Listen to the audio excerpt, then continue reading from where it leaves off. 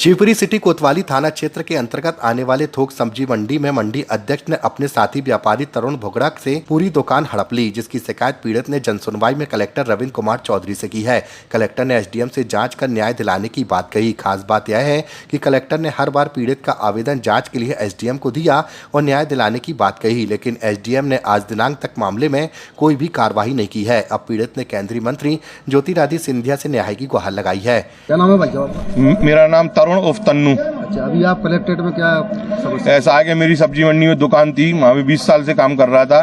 तो मुन्ना रायन तो इरशाद रायन, इन दोनों ने क्या है मुझे दुकान से मारपीट करके भगा दिया। आज 1.5 साल हो गई और वो उस दुकान पर अपना कब्जा जमाए बैठे हुए हैं और मैं बेघर हूँ।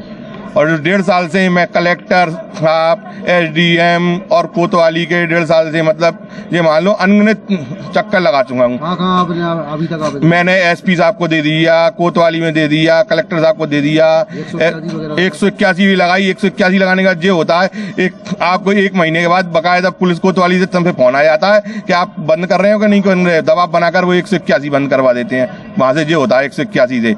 अभी तक कोई सुनवाई नहीं है। तो मैं आपके माध्यम से चाहता हूँ महाराज साहब से, क्या मैं बीजेपी का एक कार्यकर्ता भी हूँ, तो उसी हिसाब से मैं महाराज साहब से थोड़ा निवेदन करता हूँ कि इसमें जरा मेरे साथ न्याय करवाइए। आज 1.5 साल हो गया, मैं 1.5 साल से बेघर हूँ, मुझे मेरी दुकान ही नहीं मिल रही। ये एक बीजेपी के कार्यकर्ता का ये हाल है तो और आम जनता का क्या होगा? महाराज साहब कहते थे कि मेरा एक कार्यकर्ता नहीं है, मेरा एक सिपाही है। तो मैं एक सिपाही होने के नाते महाराज साहब से मैं मांग कर रहा हूँ कि मेरे साथ न्याय करवाएं, मुझे मेरा जगह दिलवा दीजिए। मैं यही चाहता हूँ महाराज साहब। साहब ने एसडीएम साहब को भी लिखा है? बिल्कुल लिखा है। ये हर सुनवाई में 5 जन सुनवाई की कॉपी है मेरे पास। 5 जन सुनवाई में हर बार कलेक्टर साहब एसडीएम साहब को कह देते हैं, पर एसडीएम साहब कोई किसी प्रकार की कार्रवाई नहीं कर रहे हैं। एसडीएम साहब ने उस दुकान का निरीक्षण भी किया है और निरीक्षण करने के बाद बाकायदा उन्होंने ये भी कहा था कि आप इसको 10 फुट दे दीजिए। इसकी मेरे पे वीडियो भी है, पर उसके बाद भी एसडीएम साहब ने उस दुकान पे मुझे कब्जा नहीं दिलवाया। ये कौन इरशाद रायन है? ये वही इरशाद रायन है जिसपे 318 का धोखाधड़ी का मामला दर्ज है, जो आज भी वर्तमान में खुलेआम घूम रहा है, हम लोगों को धमका रहा है।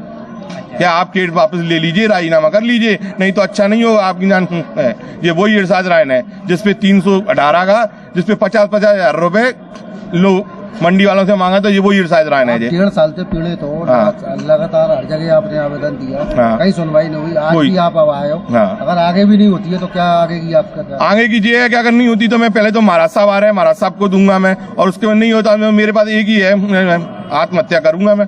अपने परिवार के साथ क्या करूंगा और क्या।